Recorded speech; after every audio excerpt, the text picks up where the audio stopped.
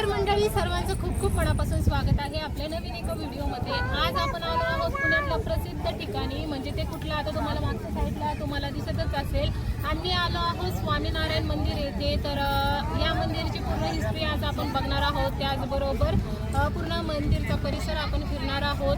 Timing काय आहे, बऱ्याचशा गोष्टी आम्ही तुमच्यासोबत शेअर करणार आहे, त्यामुळे व्हिडिओ स्किप न करता शेवटपर्यंत नक्की बघा। आणि व्हिडिओ आवडलाच असेल लाईक, सबस्क्राईब आणि शेअर करायला अजिबात विसरू नका। शनिवार आणि रविवार अशा 2 दिवस सलग सुट्ट्या आल्यामुळे आहोंना बोलले होते कुठेतरी फिरायला घेऊन जा, पण त्यांनी रात्री काही सांगितलंच नाही आपल्याला कुठे जायचं काय। तर सुट्टीच्या दिवशी मी नेहमीप्रमाणे उशिरा उठते, त्यामुळे आजही उशिरा उठले आणि ते मला उठल्यानंतर बोलले लवकर लवकर आवर, आपल्याला बाहेर जायचं आहे। आता बाहेर कुठे जायचं म्हणल्यावर मग त्यांनी काही सांगितलंच नाही, तू आवर फक्त म्हणे, आपण जाऊया। मग निघालो आम्ही, गाडीवरतीच निघालेलो। आमच्यापासनं जे आमचं लोकेशन होतं ते 55 किलोमीटर होतं, तरी आम्ही गाडीवरती आलो। सकाळी काही नाश्ता वगैरे न करता निघाल्यामुळे भूक लागलेली होती, तर तिथेच कात्रजमध्ये आल्यावरती आम्ही समोसा आणि ढोकळा घेतला आणि मस्त असं त्याचा एन्जॉय केला। आणि मध्येच पाऊस पण लागला होता, त्यामुळे थांबलेलो। एवढं सुंदर वातावरण झालेलं होतं ना, रिमझिम पडणारा पाऊस आणि सगळीकडे पसरलेली हिरवळ बघून मनाला एवढं छान वाटत होतं आणि प्रसन्न वाटत होतं ना की काय सांगू।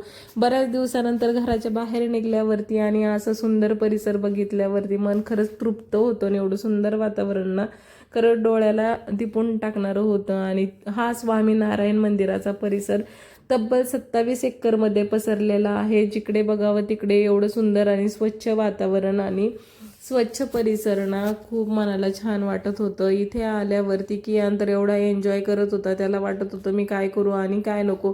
15 ऑगस्ट असल्यामुळे ना इथे खूप गर्दी होती, पण आमच्यासोबत आज परत एक गोंधळ झाला बरं का।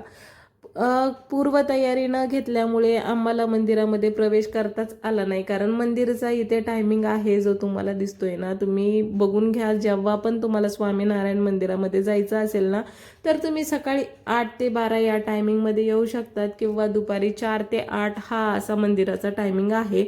दुपारी 12 नंतर हा मंदिर हे बंद असतं 4 पर्यंत। तर आम्ही सकाळीच आलेलो होतो, म्हणजे सकाळी 10 वाजता निघालेलो होतो, तर इथे 12:30 वाजता पोहोचलो। मग आम्हाला मध्ये एंट्री करायला काही जमलंच नाही आणि प्रचंड गर्दी होती, लोक थांबलेले होते, कारण इतक्या दूर आलं म्हणल्यावरती तर दर्शन करावंच लागणार ना। पण आम्हाला रिटर्न जायचं होतं, कारण आम्ही गाडीवरती आलेलो होतो, सोबत लहान बाळ पण आहे, त्यामुळे दर्शन घेण्यासाठी तर थांबणं पॉसिबल नव्हतं। पण मंदिराचा परिसर एवढा सुंदर होता ना, बाकीच्या गोष्टी बघूनच मनाला खूप समाधान।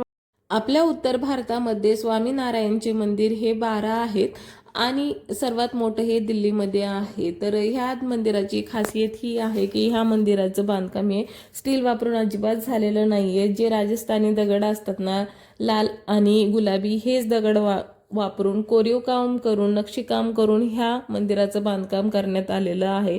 मी तर खरंच भारावूनच गेले होते हे मंदिर बघून, कारण एवढं सुंदर मंदिर मी पहिल्यांदाच बघितलेलं आणि एवढं छान नक्षी आणि कोरीव काम केलेलं आहे ना।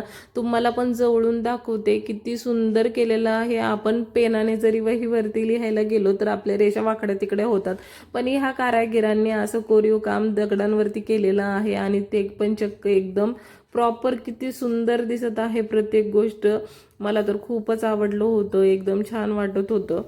आणि रिमझिम पडणाऱ्या पावसामुळे ना हा परिसर आणखीनच फुलून दिसत होता, कारण सगळीकडे हिरवळ पसरलेली होती। समोर डोंगराळ भाग होता, तिथे पण सगळं हिरवं हिरवं झालेलं होतं। बघून एवढं छान वाटत होतं आणि वातावरण असं वाटत होतं की आपण वेगळ्याच कुठल्या तरी ठिकाणी आलेलो आहोत। तुम्ही पण कुठेतरी फिरायला जाण्याचा प्लॅन करत असाल वन डे ट्रिपसाठी, तर स्वामीनारायण मंदिर हे बेस्ट ऑप्शन आहे। तुम्ही येऊ शकता, तिथला मंदिरातला परिसर खूप सुंदर आहे आणि सध्या पावसाच्या वातावरणामुळे एवढं सुंदर झालेलं आहे सगळीकडे वातावरण। आणि या मंदिराची एक खासियत मला ही देखील आवडली आहे, कारण इथे 1 रुपया पण कुणी घेत नाही पार्किंगसाठी ना कशासाठी। एवढी भव्य पार्किंग आहे, तरी पण आमच्याकडनं पार्किंगसाठी पैसे घेण्यात आले नाही। नाहीतर आपण बाकीच्या ठिकाणी जातो ना, तर प्रत्येक गोष्टींचे पैसे घेतात, चप्पल काढण्यासाठी पैसे घेतात, त्याचबरोबर पार्किंगचे घेतात। तर इथे कसलेच पैसे आपल्याकडनं घेण्यात येत नाही आणि मंदिराचा परिसर पण स्वच्छ आणि सुंदर आहे। त्याचबरोबर ह्या भिंतींवरती ना आपल्याला सगळ्या संतांचे दर्शन होणार आहे। मंदिराच्या भिंतींवरती सर्व संतांच्या मूर्त्या कोरलेल्याच आहेत. त्याचबरोबर विठ्ठल रुक्माईचे देखील इथे मूर्ती कोरलेली आहे. इथे महर्षी देवव्यास यांची मूर्ती कोरलेली आहे, तर इकडे श्रीमद वल्लभाचार्य यांची आहे. अशाच पद्धतीने सगळ्या भिंतींवरती आपल्याला संतांच्या त्याचबरोबर देवदेवतांच्या मूर्त्या कोरलेल्या दिसतील. आणि नक्षीकाम तर विचारूच नका. आता कितीतरी वेळा माझ्या तोंडातून तुम्ही हे ऐकलं आहे, पण खरंच जेवढी तारीफ करणार आपण तेवढं कमीच आहे. आता हा एरिया पूर्ण 27 एकरमध्ये पसरलेला असून देखील तिथे अजिबात तुम्हाला कचरा किंवा घाण दिसणार नाही. तिथले सेवेकरी किती मनोभावी सगळी सेवा करतात आणि स्वच्छता ठेवतात हे तुम्हाला तुमच्या डोळ्यानेच दिसत असेल. मंदिरामध्ये जाण्या अगोदरच ह्या भव्य दिव्य अशा मोठ्या पादुका तयार केलेल्या आहेत, दगडापासूनच केलेल्या आहेत. तर एवढं सुंदर वाटतात ना ते. आणि तिथेच 15 ऑगस्टची सगळी तयारी केलेली होती, म्हणजे डेकोरेशन ते सगळं तिथे केलेलं होतं, झेंडावंदन पण केलेलं होतं. हे सगळं बघून पण खूप सुंदर वाटलं. आता आम्हाला काय थांबायला जमणार नव्हतं, त्यामुळे आणखी दुसरा परिसर पण बघूया म्हणलं. तर तिथेच समजले ॲक्टिव्हिटी एरिया पण आहे लहान मुलांसाठी. तर चला बघूया म्हणलं तिथे काय काय आहे. तिथे गेलो आणि ते देखील बंदच होतं, कारण मंदिराचं टायमिंगच सकाळी आहे आणि संध्याकाळी आहे. त्यामुळे दुपारच्या वेळेमध्ये आपल्याला कुठली ॲक्टिव्हिटी करायला भेटणार. तरीही लहान मुलं ह्या जम्पिंग जॅकमध्ये चढलेले होते आणि कियान पण तिथे चढून त्यांच्यासोबत खेळायला लागलेला होता. तर मुलं ना लगेच एकमेकांसोबत अटॅच होतात.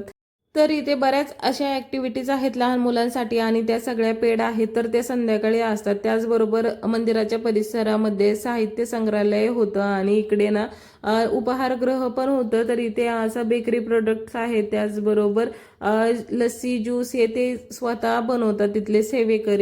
कियानसाठी घेतलं आणि कियानला ही फ्रेंड झाली. आता बघा कियान काय झालं तुला? तो बेबी चालला म्हणून रुसलाय तू? तो बेबी आता त्याच्या घरी चाललाय ना, तो तुला बाय करतोय. बघ बघ तुला बाय करतोय. बाय कर. आमचा कियान काय रुसवा सोडायलाच तयार नव्हता, पण आम्हाला घरी पण जायचं होतं. मग त्याचं कसं बसं मनवलं आणि त्याला घेऊन आम्ही निघालो घरी जाण्यासाठी. तर आता भूक पण लागली होती, कारण काहीच खाल्लेलं नव्हतं. तर रस्त्याने जात असताना सायन्स पार्क पण लागलं, तर त्यामुळे तिकडे जायचं ठरवलं. पण बराच वेळ झालेला होता, त्यामुळे काही उपयोग होणार नाही, कारण त्याचं टायमिंग पण 6 पर्यंतच होता.